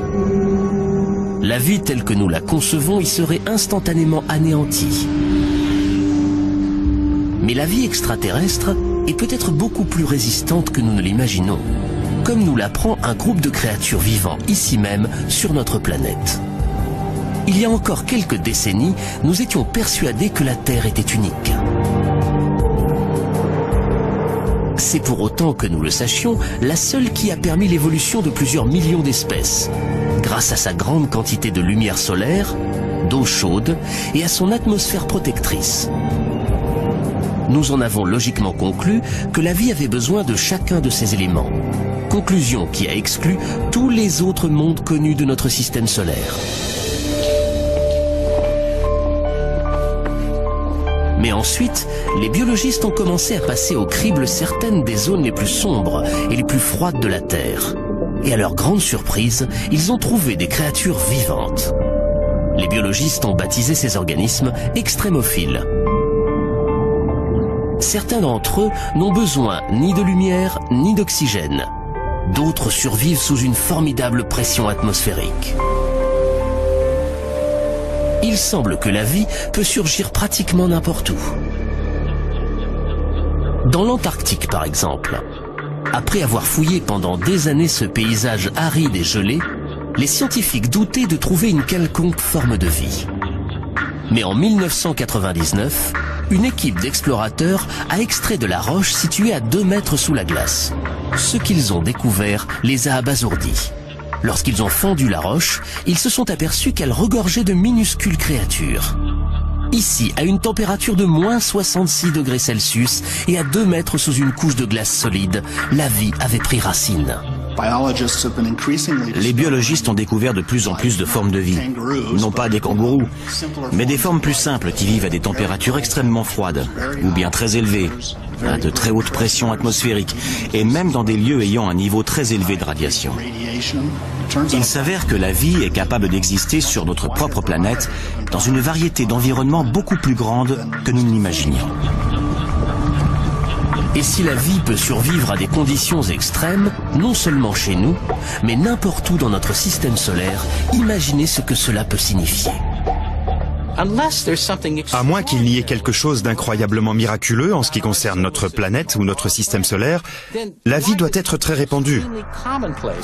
Elle doit être présente dans un très grand nombre de mondes. Et la vie intelligente doit être apparue dans certains d'entre eux.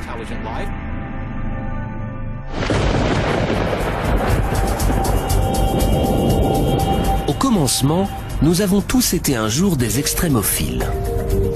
Notre Terre était une planète aussi mortelle que n'importe quelle autre.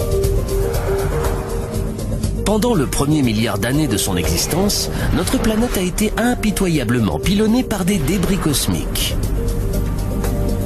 Ces impacts ont transformé sa surface en une infernale étuve bouillonnante où la vie était impossible. Mais une fois que le système solaire s'est stabilisé et que la Terre a commencé à refroidir, l'eau est apparue, ouvrant la route à la vie. En 1953, lors d'une expérience de laboratoire, le chercheur Stanley Miller a démontré à quel point la vie était apparue facilement sur Terre. Il a combiné de l'eau avec de l'hydrogène, du méthane et de l'ammoniac, éléments qui composaient à l'origine l'atmosphère terrestre. Il a ensuite soumis cette solution à des décharges électriques censées simuler des éclairs. Le résultat qu'il a obtenu a bouleversé le monde. Miller avait créé des molécules organiques appelées acides aminés, les protéines de base de tout organisme vivant. Si des éclairs ont permis de faire surgir la vie sur Terre, pourrait-il avoir fait de même sur d'autres planètes? Les sondes galactiques ont désormais trouvé dans notre système solaire les ingrédients dont Miller s'est servi pour son expérience, y compris un élément essentiel à la vie. L'un des éléments que chaque forme de vie connue sur Terre possède, c'est l'eau liquide.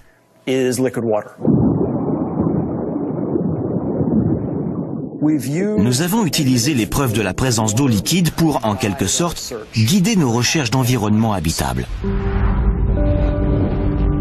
Notre safari met le cap sur 7 mondes, certains pouvant être riches en eau, et où les scientifiques estiment que des extraterrestres pourraient se dissimuler. Sachant que la vie aurait pu y débuter un peu comme n'importe quelle vie sur Terre, tout le monde se demande à quoi elle peut ressembler. Nous commençons par le monde qui a toujours séduit notre imagination. Une planète située à côté de la nôtre, et même de calamars. Ces créatures s'épanouissent malgré les ténèbres totales, le froid extrême et la pression des profondeurs de l'océan. Elles se nourrissent de bactéries qui tirent leur énergie non pas du soleil, mais des produits chimiques qui jaillissent du lit de l'océan. On pourrait trouver de telles cheminées volcaniques sur Europa, subvenant aux besoins de leur propre réseau de vie. Pour le savoir, la NASA voudrait envoyer un module à la surface d'Europa. Certains voudraient envoyer un cryobot, un robot pouvant faire fondre la glace et envoyer une sonde dans le liquide situé en dessous. Ce n'est pas très difficile à faire. Il suffit de faire fondre un passage, non pas de quelques centaines de mètres, mais peut-être d'une dizaine de kilomètres de glace. Et envoyer en dessous une ligne de pêche avec une caméra vidéo équipée d'une ampoule et regarder ce qui se passe autour.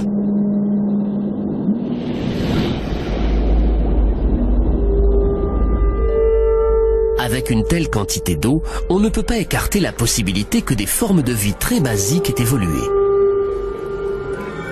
On pourrait même trouver des créatures aussi évoluées que certaines de celles qui vivent chez nous.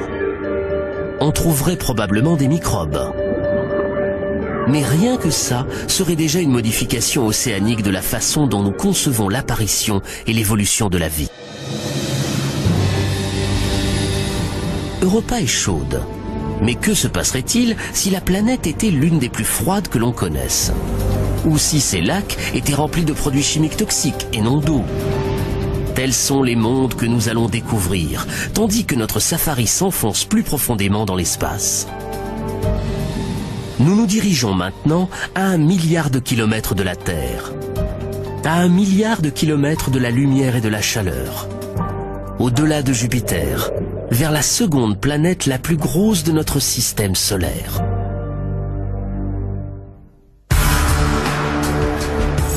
Tandis que notre safari en quête de vie extraterrestre longe rapidement Saturne, la planète aux anneaux, nous apercevons les tourbillons de gaz qui agitent son atmosphère.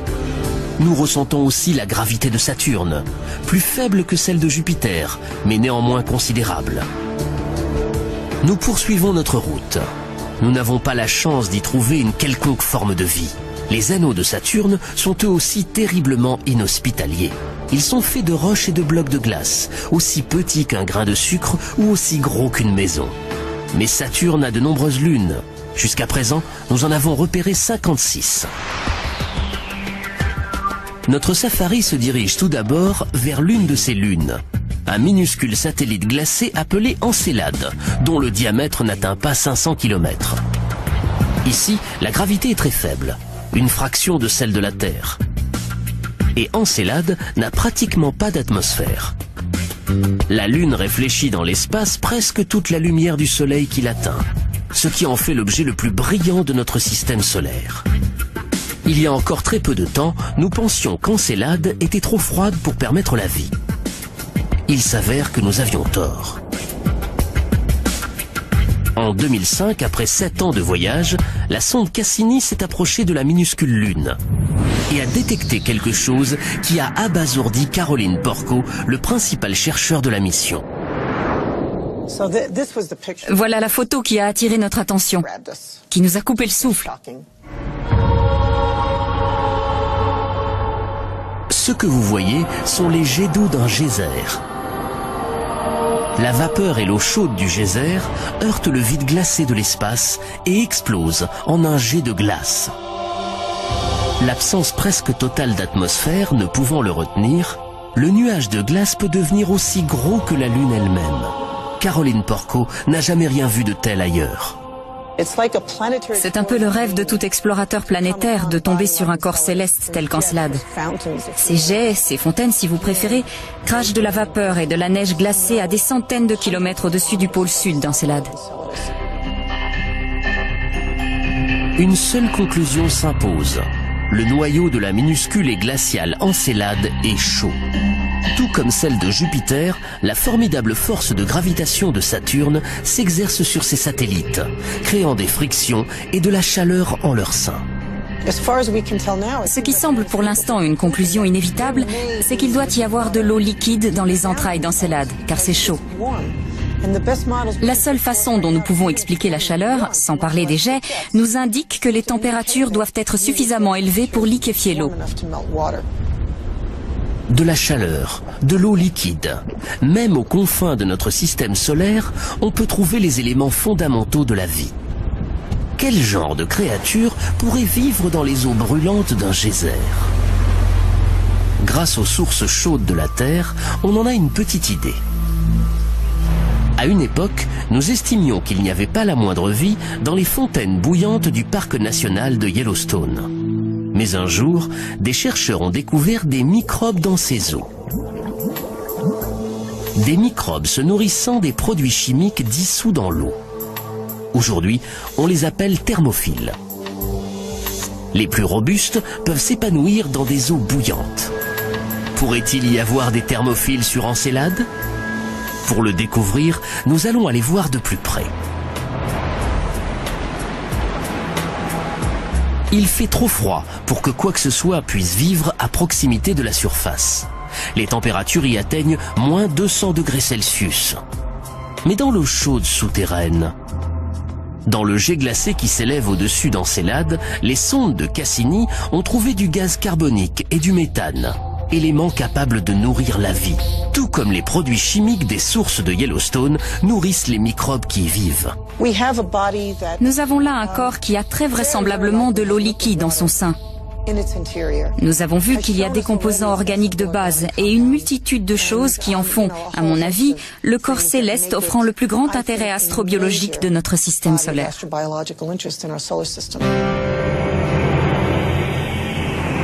Si Encelade a été une révélation, les astronomes ont été surpris par une autre lune de Saturne, Titan, qui est sans doute la moins propice à la vie.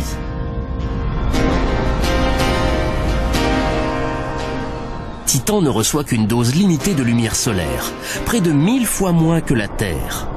Les sondes envoyées sur Titan ont détecté de la glace, Mars. De toutes les planètes sur lesquelles nous avons cherché des traces de vie, c'est celle que nous avons le plus étudiée. Le chercheur qui pourrait être le premier à apercevoir des Martiens, si on en trouve, est Steve Squyres, responsable à la NASA des recherches sur Mars. De toutes les planètes, Mars a toujours exercé une fascination particulière sur les êtres humains. Depuis très longtemps, nous en savons assez sur Mars pour penser que c'est probablement celle qui ressemble le plus à la Terre. C'est peut-être celle qui ressemble le plus à la Terre, avec une atmosphère et des saisons. Mais nous, les humains, nous ne survivrions pas longtemps sur Mars. Sa couche d'air est extrêmement fine, 1% de la couche d'air sur Terre au niveau de la mer. Et elle est située dans un très mauvais voisinage de notre système solaire, à proximité d'une ceinture d'astéroïdes. Son atmosphère est trop fragile pour la protéger. Sa surface est constamment bombardée par des astéroïdes. Des vents violents peuvent transformer le sol sableux de Mars en de violentes tempêtes qui maltraitent la totalité de la planète des semaines durant et engendrent des tornades de 8 km de haut. À l'équateur, la température à midi est de 0 degrés Celsius et chute jusqu'à -70 pendant la nuit. David Grinspoon est conservateur en astrobiologie au Musée de la Nature et de la Science de Denver. Selon lui, Mars serait plus chaude si elle n'était pas un avorton de planète. Lorsque je prends une tasse de café, je sais qu'un petit expresso va refroidir rapidement, tandis qu'une plus grande tasse de café va rester chaude plus longtemps.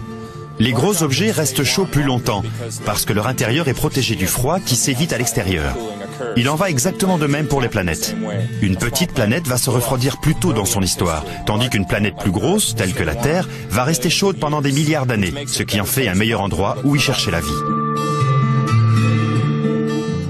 Malgré les inconvénients qu'elle présente, Mars a toujours fasciné les scientifiques. Parce que son terrain semble donner la preuve de pouvoir permettre la vie. Son paysage dynamique fait de montagnes, de volcans et de profonds ravins n'est pas différent de celui de notre Terre. Pour les premiers astronomes, cette topographie ressemble à des océans et à des fleuves. Et même à un système de canaux, censé non seulement permettre la vie, mais avoir été créé par elle. Aux États-Unis, Percival Lowell a observé ces choses et en a conclu que leur géométrie était tellement droite et régulière qu'elle ne pouvait qu'être le fruit d'une vie intelligente. Il avait raison. Le problème, c'était que la vie était du mauvais côté du télescope.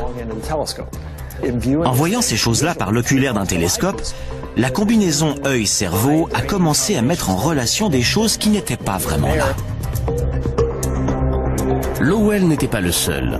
Certains scientifiques ont été choqués lorsque la sonde Viking 1 a retransmis cette image. S'agit-il d'un visage humain, sans doute réalisé par des Martiens à leur propre image?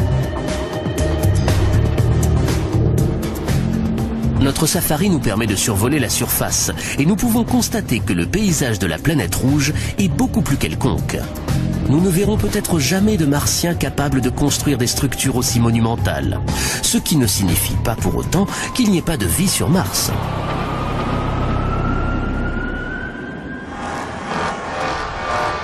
Jusqu'à récemment, nous n'avons jamais vraiment su où chercher une éventuelle vie extraterrestre dans notre système solaire.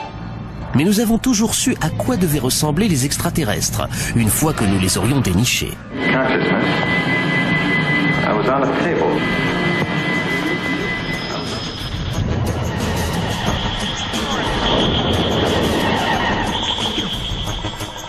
Généralement, il y a toujours un soupçon de terrien chez les extraterrestres. Hostiles ou aimables, ils ont toujours tendance à ressembler à des images mutantes de nous-mêmes. 2 bras, 2 jambes, un nez, une bouche et aucun sens de l'humour. C'est ce à quoi ils ressemblent la plupart du temps dans les films.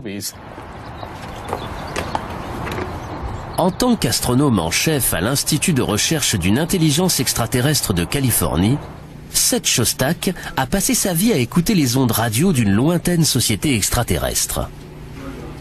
Il n'y a aucune raison de supposer qu'ils vont nous ressembler, ni même penser ou se comporter de la même façon que nous, ou avoir un langage. Prenez l'infinie variété de vie sur Terre et vous constaterez que la vie peut se matérialiser sous toutes sortes de formes.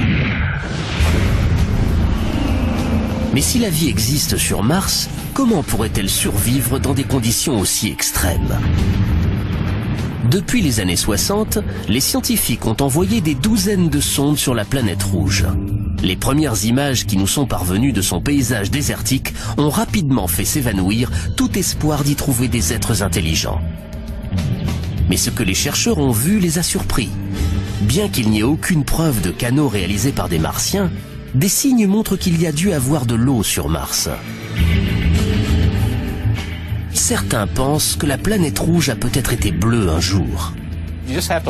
Il suffit de remonter il y a 2, 3 ou 4 milliards d'années. Mars avait une atmosphère plus dense. Il y avait clairement de l'eau à sa surface. Peut-être a-t-elle engendré la vie. Et lorsque les choses se sont un peu dégradées, la vie a dû s'adapter. La vie s'est peut-être adaptée et a survécu, car il peut encore y avoir de l'eau liquide en sous-sol. On a découvert entre autres des choses pouvant ressembler à des petits ravins, de minuscules ravins sur les parois des cratères. Mais il existe des preuves indéniables que certains de ces petits ravins se sont formés très récemment, au cours des dernières années.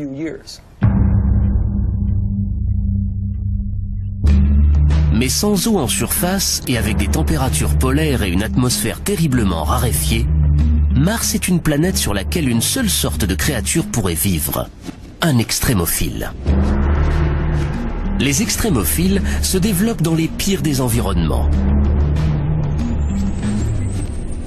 Pour voir où ils pourraient se cacher sur Mars, nous nous rendons dans le Valles Marineris, une énorme crevasse à la surface de Mars, par endroits 20 fois plus large que le Grand Canyon, et dont la profondeur égale presque la hauteur de l'Everest. Des lacs inondaient peut-être autrefois cette vallée, et ces lacs abritaient peut-être des formes de vie. L'eau s'étant tarie, la vie a pu évoluer pour faire face à un environnement devenu plus hostile. Ce n'est que lorsqu'on les trouvera